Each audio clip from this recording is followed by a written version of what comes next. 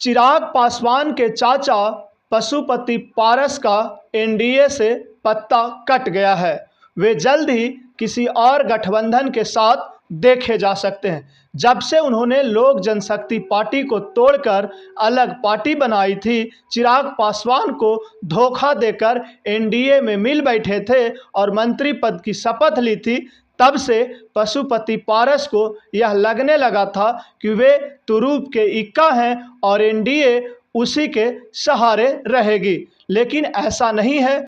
NDA लगातार चिराग पासवान को अपने पक्ष में करने का जुगत भिड़ाती रही है।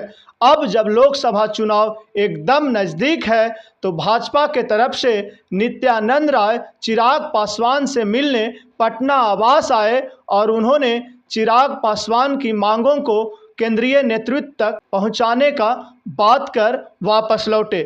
कहा यह भी जा रहा है कि चिराग पासवान ने जो भी मांगे रखी थी, नित्यानंद राय ने उन सभी मांगों को मानने की सहमति दे दी है और जल्द ही चिराग पासवान एनडीए के हिस्सा होंगे। वहीं आपको बता दें कि चिराग पासवान हाजीपुर से खुद चुनाव लड़ने का मन बना चुके हैं और लोक जनशक्ति पार्टी रामविलास के कार्यकर्ता भी चिराग पासवान को ही रामविलास पासवान के उत्तराधिकारी के रूप में देखना चाहते हैं और वे चाहते हैं कि चिराग पासवान स्वयं हाजीपुर से चुनाव लड़े। वहीं नवादा में जनसभा कर लौटने के बाद नित्यानंद राय से चिराग पासवान की मुलाकात हुई थी और नवादा में कार्यकर्ताओं का जो जोश था उसे देखकर चिराग पासवान के हौसले और बुलंद हो गए हैं और उन्होंने नवादा से भी अपनी दावेदारी ठोक दी है। उन्होंने स्पष्ट किया है कि नवादा से भी लोक जनशक्ति पार्टी रामविलास का कोई उम्मीदवार चुनाव लड़ेगा। ऐसे में पशुपति पारस जाएंगे कहां, यह सवाल लगातार लोगों के मन में बना हुआ है। ऐसे में तो यह एकमात्र रास्ता है कि वे एनडीए को छोड़कर किसी और गठबंधन का हाथ थामेंगे। आपको ठीक से याद होगा कि चिराग पासवान लगातार यह कहते नजर आते थे कि वे एनडीए में तभी जाएंगे जब उनके धोखेबाज चाचा को एनडीए से बाहर निकाला जाएगा।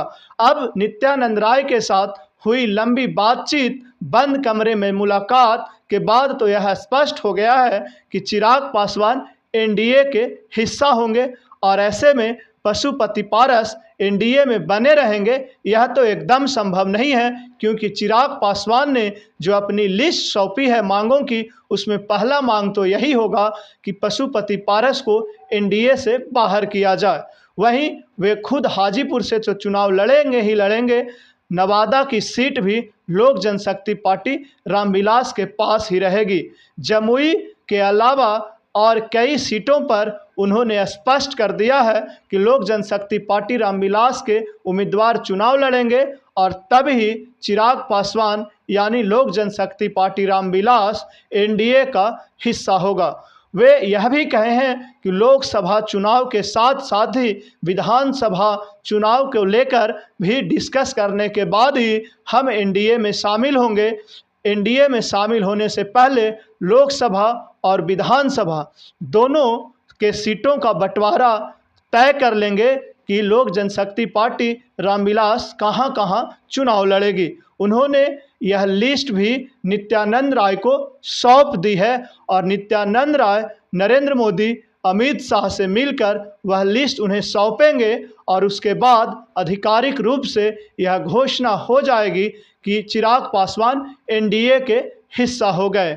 क्योंकि जैसे ही नित्यानंद राय चिराग पासवान से पटना के आवास पर मिलने आए थे तो यह स्पष्ट कर आए थे कि चिराग पासवान की सभी मांगों पर विचार किया जाएगा और वे चिराग पासवान से मिलकर लौटते लौटते ही यह कह गए कि चिराग पासवान के सभी मांगों को मान लिया गया है।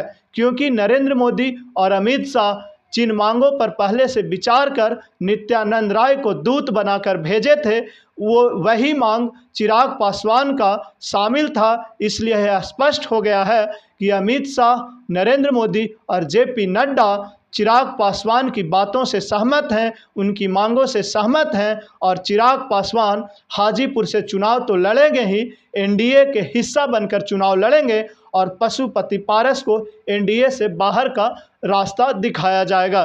अब पशुपति पारस के पास बस एक ही रास्ता बचा है कि वे जल्द ही एनडीए से बाहर चले जाएं